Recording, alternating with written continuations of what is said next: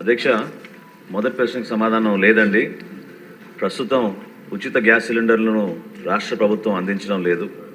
అయితే 2016 నుంచి 24 వరకు ప్రధాన్ మంత్రి ఉజ్వల యోజన పథకం కింద కొంతమంది లబ్ధిదారులకి ఈ ప్రయోజనం చేకూరుతున్నది. రెండో ప్రశ్నకు సమాధానం, కేంద్ర ప్రభుత్వం పిఎంయువై పథకం కింద 9,65,361 మంది లబ్ధిదారులకి మొదట ఉచిత ఎల్పిజి సిలిండర్తో పాటు ఉచిత ఎల్పిజి కనెక్షన్ కూడా మన రాష్ట్రంలో ఇవ్వడం అవుతుంది. అధ్యక్ష, ఎన్డీఏ కూటమిలో భాగంగా మేము ఇచ్చిన మేనిఫెస్టోలో ఖచ్చితంగా మహిళలకి ఉచిత గ్యాస్ సిలిండర్ గురించి ప్రస్తావించాం. దానికి మన ప్రభుత్వం కట్టుబడి ఉంది.